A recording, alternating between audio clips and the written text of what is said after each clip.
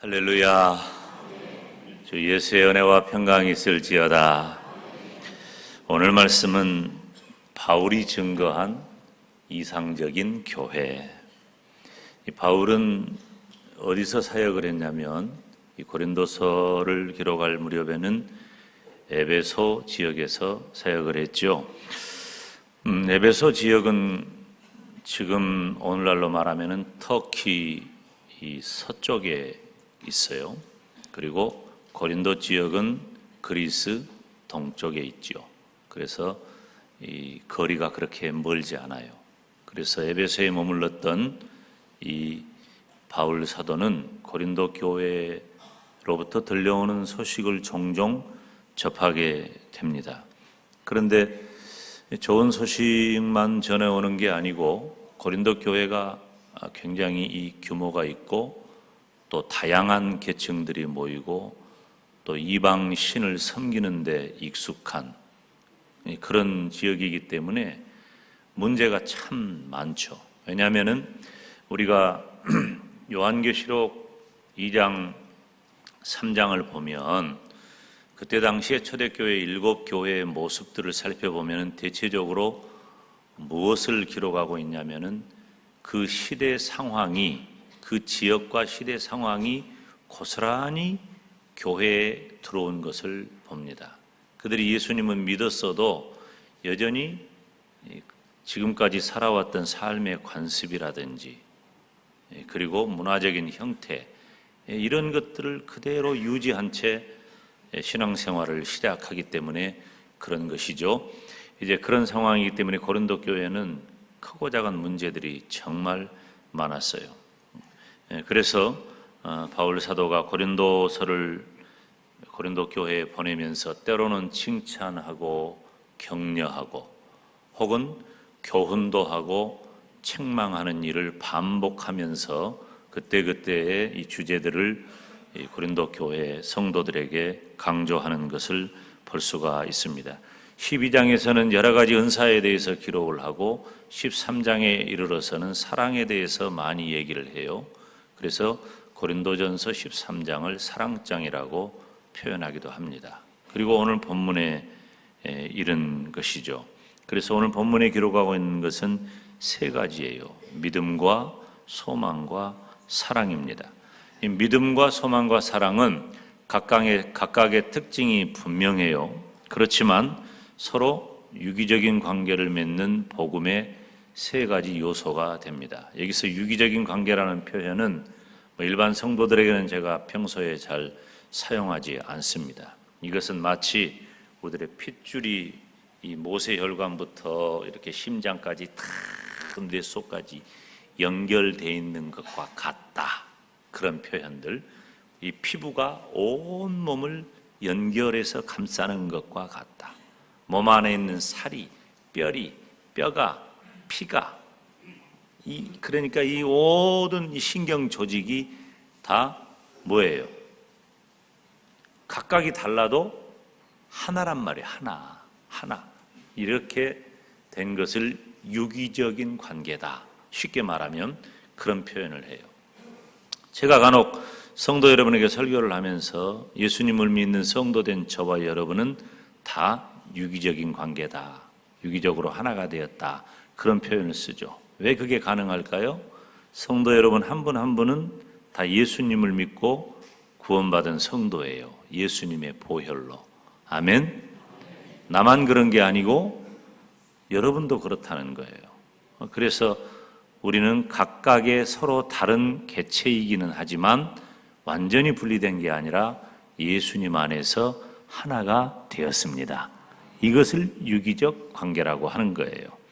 믿음과 소망과 사랑도 그런 의미예요. 각각이 다 달라요. 그렇지만 이 세 가지는 서로 유기적인 관계를 맺는 복음의 요소라는 거예요. 오늘 본문 고린도전서 13장 13절은 이상적인 교회의 모습을 기록하고 있습니다. 그러면 바울이 증거한 이상적인 교회는 어떤 교회인가? 교회는 또 성도를 말하는데 이상적인 성도는 어떤 성도인가? 첫째, 바울이 증거한 이상적인 교회는 믿음의 교회가 되어야 할 줄로 믿습니다. 우리 오늘 본문 다시 한번 다 같이 읽습니다. 시작. 그런즉 믿음, 소망, 사랑 이 세 가지는 항상 있을 것인데 그 중에 제일은 사랑이라. 아멘. 첫 번째가 믿음이에요. 바울이 증거한 이상적인 교회는 믿음의 교회입니다. 우리 기독교는 어떤 종교입니까? 여러 가지 말 많이 해요. 믿음의 종교입니다. 기독교는 믿음을 근간으로 하는 거예요. 우리 영광대교회는 믿음의 교회가 되어야 할 줄로 믿습니다. 믿음이라는 것은 다른 표현으로 말하면은 믿는 마음을 말해요.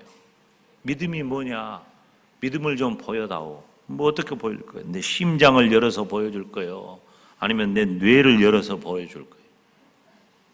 믿음이 뭐냔 말이에요. 믿음은 내가 믿는 마음을 가리켜서 믿음이라고 하는 거예요. 믿는 마음.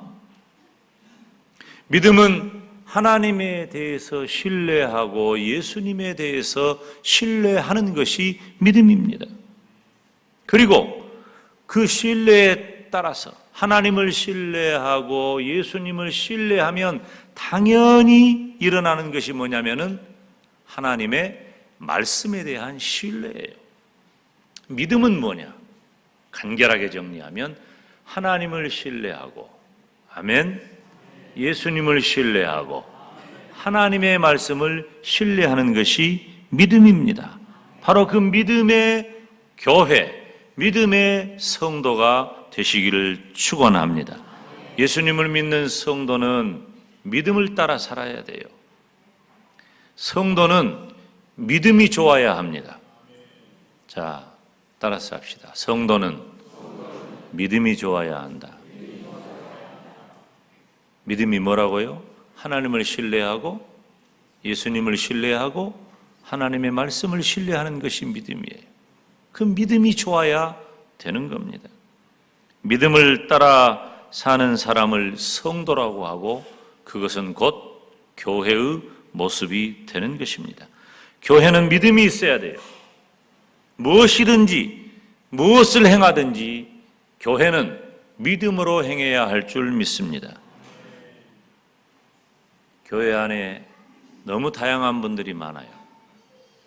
경험적으로도 그렇고 가지고 있는 것들로도 그래요. 어떤 분은 지혜롭고 어떤 분은 많은 경험을 가지고 있고 어떤 분은 탁월한 은사가 있어요. 다 좋습니다. 그것을 잘 버무려 가지고 하나님이 사용하시면 멋지게 쓰실 거예요. 그런데 그 모든 것들이 하나님 앞에 주님의 몸된 교회 앞에 멋지게 쓰임받기 위해서는 믿음을 따라 해야 돼요. 믿음이 중요합니다. 믿음을 제껴놓고 우리가 가지고 있는 경험을 말하고 재능을 말하고 내 장점을 말하고 그것은 교회 안에서는 틀린 거예요. 제가 틀리다는 표현을 잘 하지 않는데 분명히 말하는데 그건 교회 안에서는 틀린 겁니다. 교회 안에서는 무엇이 맞는 것이죠? 믿음을 따라 하는 것이 맞는 것입니다. 믿음으로 해야 돼요. 바울이 증거한 이상적인 교회는 믿음의 교회입니다. 저와 여러분이 다 믿음의 교회 이루시기를 주님의 이름으로 축원합니다. 하나님께서는 우리 인간을 대하실 때 진실로 대하셔요. 그래서 진실로 대하시면서 언약을 체결하시죠. 아담에게 약속하셨어요. 근데 아담이 범죄했어요. 깨졌습니다. 다시 하나님께서는 홍수로 세상을 심판하시고 노아와 약속하셔요. 또 범죄했어요. 그리고 하나님께서 한 사람 아브라함을 택하셔서 이제는 전 인류를 구속하시기 위한 장치를 두시는데 이스라엘이라고 하는 범위를 두셔요. 그래서 이스라엘 백성들과 아브라함, 이삭, 야곱, 요셉으로 이어지는 그 이스라엘 백성들과 언약을 체결하시는데 진실로 행하셔요. 그 진실이라고 하는 것은 생명을 담보로 하는 언약이에요. 재물을 위로 분리로 지나가게 해요. 그렇게 하고 언약을 체결하는 거예요. 그 무슨 말이에요? 이 약속을 지키지 않으면 어떻게 된다? 죽는다는 거예요. 하나님과의 관계에서 믿음이 그렇게 중요한 것이에요. 하나님께서는 우리 인간과 언약을 맺으시고 인간에게 무엇을 요구하십니까? 믿음을 요구하셔요. 하나님이 뭐가 부족하고 뭐가 아쉬운 분입니까? 믿음이면 되는 거예요. 여러분, 믿음의 사람이 됩시다. 믿음의 사람이 되시기 바랍니다. 믿음의 교회가 됩시다. 믿음의 교회가 되시기를 주님의 이름으로 축원합니다.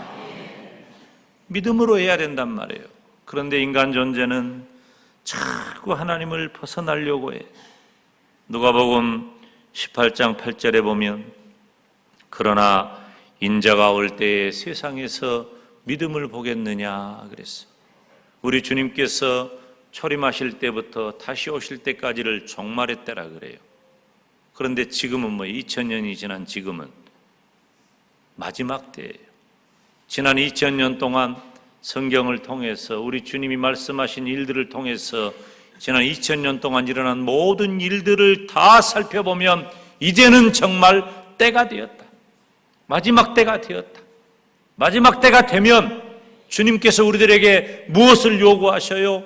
믿음을 요구하셔요. 그런데 믿음을 요구하시는데 인자가 올 때 세상에서 믿음을 보겠느냐? 믿음 찾기 어렵다는 거예요. 이스라엘의 역사는 하나님에 대한 배신의 역사입니다. 이스라엘 백성들이 자꾸 하나님을 떠나려고 해요. 그렇지만 하나님께서 선지자를 통해 계속 외치는 거예요. 아모스서 4장 6절에 보면 너희가 내게로 돌아오지 아니하였느니라. 안 돌아와. 외쳐도 안 돌아와. 하나님께 돌아오지 않는 것은 불신앙이에요.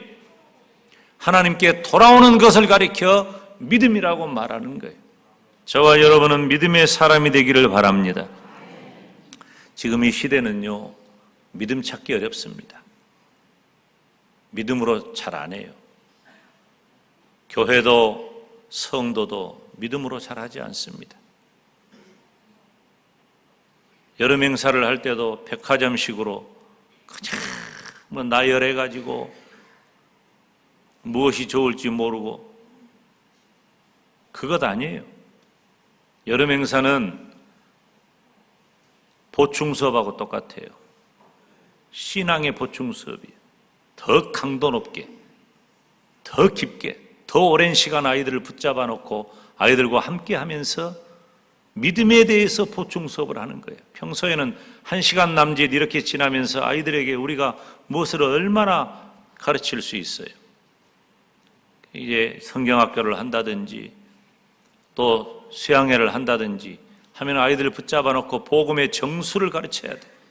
예수님을 믿고 구원받아 천국 가는 그 복음을 가르치고 그 복음이 나에게 주어진 내 인생의 영향이 얼마나 크고 중요한 것인가를 깨닫게 하고 하나님 앞에 무릎을 꿇고 눈물을 흘리고 콧물을 흘리고 기도하게 하고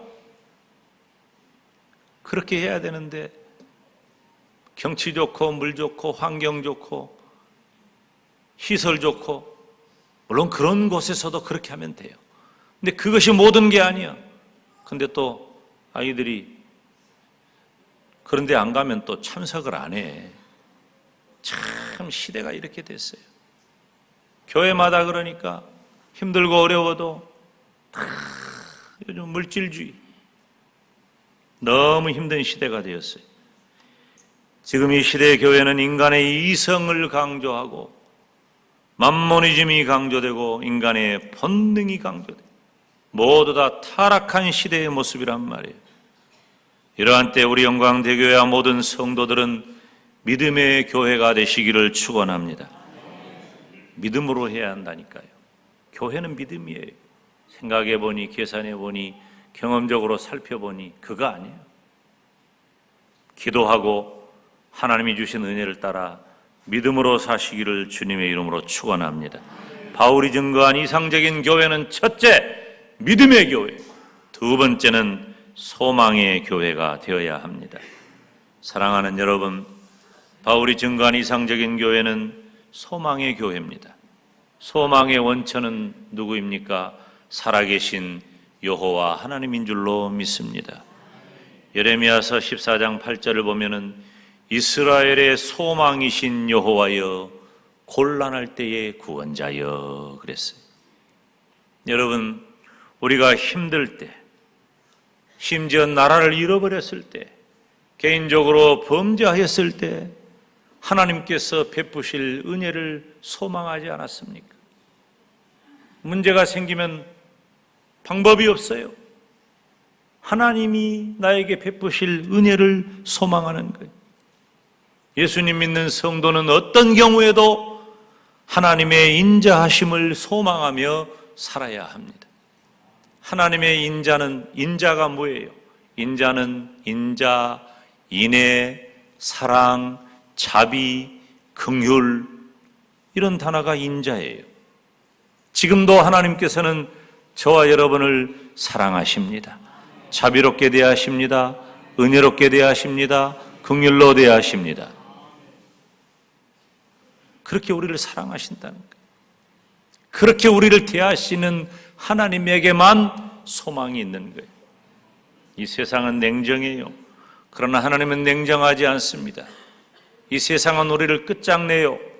그러나 하나님은 우리를 끝장내지 않습니다. 그런 하나님이기 때문에 우리의 소망이 되는 겁니다. 소망은 인간의 욕구가 아니에요. 강렬한 욕구가 소망이 아니에요.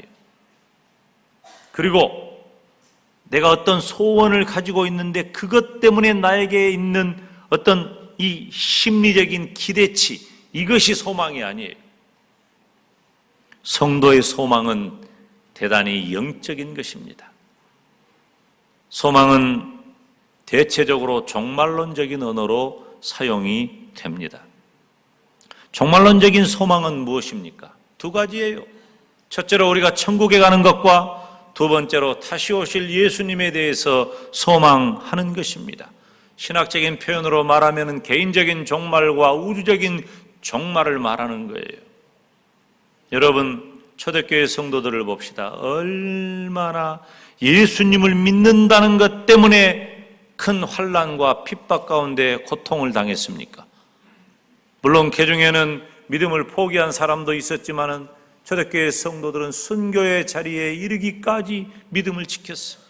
우리 지역에도 세계 유례를 찾을 수 없는 엄청난 순교의 역사가 있지 않습니까?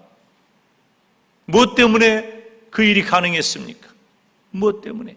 소망이 있기 때문에 그래요. 우리가 이 땅에서 개인적인 종말, 즉 죽음을 맞이한다 할지라도 우리는 영원한 천국에 대한 소망이 있는 줄로 믿습니다.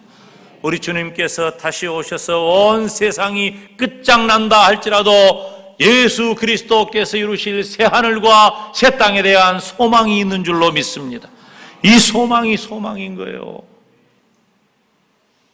예수님을 믿는 성도된 저와 여러분이 이런 소망을 갖는 거예요. 그래서 모든 불이익과 생명의 위협을 견딜 수가 있었다는 것입니다. 저와 여러분은 천국을 소망하시기를 바랍니다. 다시 오실 예수님을 소망하시기를 바랍니다. 소망이 있어야 돼요. 소망이 없으면요 절망하게 돼요. 소망이 없으면 절망하다니까. 어제 인터넷 이렇게 실시간 검색어 오후에 보니까 참 안타깝고 애석한 일이지만 그 이미지가 참 좋은 분이었는데 그 여자 배우 한 분이 이 세상을 떠났어요. 참 안타깝다. 보니까 우울증이에요. 우울증 없는 사람이 어디 있어요? 다 있어요. 김 목사도 우울증이 있고 우리 장로님들도 찬양대가 찬양은 밝게 했지만 다 우울증이 있어. 정도의 차이가 있는 거예요. 그것을 극복하느냐 못하느냐 그 차이인 거예요. 근데 우리 예수님을 믿는 성도는 그것 없는 것 아니에요. 감기 같은 거예요. 다 있어요. 감기가 때로는 폐렴이 되고 폐렴이 때로는 죽을 병이 되기도 해요. 그런데 그걸 극복하면 되는 거야. 면역력을 강화시키고 영적인 면역력을 강화시켜서 이겨내면 되는 거예요. 누가 나 우울증 있다고 보겠어요? 그렇게 보여요, 안 보여요? 아니, 정직하게 말해봐. 내가 야단 안 할게. 나 우울증 있어 보여, 안 보여? 보여요? 극복하면 되는 거예요. 어떻게 극복해요? 인간의 질병이 가져오는 마지막 끝자락은 죽음이에요. 그렇기 때문에 병이 무섭다는 거예요. 그런데 그 죽음마저도 극복하는 것이 천국에 대한 소망이라고 하는 거예요. 여러분, 이 세상이 얼마나 힘들고 어렵습니까? 그런데 아무리 지나친 고통이 있다 할지라도 우리에게는 다시 오실 우리 주님에 대한 소망이 있는 거예요. 그렇기 때문에 극복하는 거예요. 예수님을 믿는 성도는, 이 땅의 교회는, 가장 이상적인 교회는 첫째, 믿음의 교회이고, 두 번째, 소망의 교회입니다. 세 번째는 사랑의 교회가 되어야 합니다. 바울이 증거한 이상적인 교회는 사랑의 교회입니다. 사랑이 무엇입니까? 사랑은 최고, 극한의 희생을 나타내는 성경적인 의미의 가장 중요한 언어가 바로 사랑입니다. 사랑이에요. 요한일서 4장 8절에 보니까 하나님은 사랑이라 그랬어요. 사랑은 사람에게 나온 게 아니에요. 사람에게 나온 것도 있어요. 그런데 이 인간의 사랑은 모두 다 조건이 붙어. 조건적인 사랑이에요. 조건적인 사랑. 남녀 간의 사랑. 너무 좋지. 눈에 콩깍지가 씌어가지고. 근데 다 조건이에요. 어떤 조건이에요? 맞아야 돼. 가치가 맞아야 돼. 가치가. 그렇게 온 세상을 떠들썩하게 하고 난리를 피우더니 조건이 안 맞으니까 어찌 웃었어 오늘. 조건이 안 맞으니까 가치가, 이상이, 물질이, 배움이, 건강이 조건이 안 맞으니까 인간의 이 남녀 간의 사랑 곧 죽을 것 같죠. 조건이에요. 우정도 마찬가지예요. 우정도 같이 있으면, 함께 생활하면 깊어요. 그러니까 멀리 있는 자식보다 가까이 있는 이웃사촌이 훨씬 더 친절하고 좋아요. 멀리 있는 친척들보다. 이거 언제 누가 불렀던 노래 가사 같다. 이웃사촌이, 여러분 봐요. 우리가 일주일이면 몇 번을 만납니까? 우리 영광도교회 식구들이 몇 번을 만나요. 우리가 이렇게 함께 만나고 함께 교제하니까 좋은 일 있으면 같이 좋아하고, 슬픈 일 있으면 같이 가서 손잡아주고 울고, 이런 사람이 세상에 어디 있어요? 같이 생활하니까 그러는 거예요. 그런데 같이 생활하지 않잖아? 눈에서 멀어지면 마음에서도 멀어지는 거예요. 서먹서먹해져요. 다 조건이에요. 가족의 사랑도 마찬가지예요. 핏줄이에요, 핏줄. 혈연의 조건이에요. 아무리 봐도 나 진짜, 나는 그렇게 인물이 가난한 사람은 참 보기가 드물다. 근데 지 새끼를 그냥 핥아먹을 것처럼 이뻐가지고, 내가 볼 때는 힘든데 핥아먹을 것처럼 그냥 이뻐서 죽더라니까. 핏줄이 땡겨서 그러는 거야. 핏줄이. 그런데 드라마를 보면은 간혹 드라마 히트에 몇 가지 요소가 있는데 이 핏줄의 비밀이야. 이 작가가 이 핏줄의 비밀을 끝까지 끌고 가야 돼, 이걸. 그래가지고 나중에 30이 넘도록 자식으로 알고 키우고 그랬는데, 아니네. 부모는 알지. 근데 자식은 몰랐어. 근데 자기를 키워준 부모가 핏줄이 아니니까 냉정해져 버리더라고. 그게 뭐야, 그게. 여러분 봐요. 현대인들이 참 이 가족 관계가 핏줄이에요, 핏줄. 가족이 아닌 경우도 덜어 있기는 해요. 요즘은 보면은 이 고독하고 막 그러니까 이 개도 키우고 고양이도 키우고, 아버지가 집에 들어가니까 개한테 아빠 왔다. 지금 개도 아빠가 개 아빠가 된. 그럼 뭐냔 말이야. 나는 나보고 개가 아빠라 그러면 그러면 아빠 그러는 거야. 이 요즘 이 가족 관계가 다 개 이뻐하는 분들을 제가 비난하는 건 아니에요. 요즘 개 얘기 나쁘게 하면 안 돼. 개 얘기도. 그전에 욕할 때 이 개 했는데 그런 거 하면 안 돼요. 요새는 나는 막 해요. 모르게 안 듣게 하기는 하지만 예정의 표현이지. 그런 게 다 조건이야. 다 인간의 모든 사랑에는 조건이 있고 조건이 깨지면 끝나. 진정한 사랑이 아니에요. 그렇지만 하나님의 사랑은 조건이 없는 무조건적인 사랑이에요. 무조건. 하나님이 우리를 무조건 사랑해 주셨어요. 그건 아십니까? 내가 무조건 사랑받는다는 사실을 아시냔 말이에요. 하나님의 사랑이 그 사랑이에요.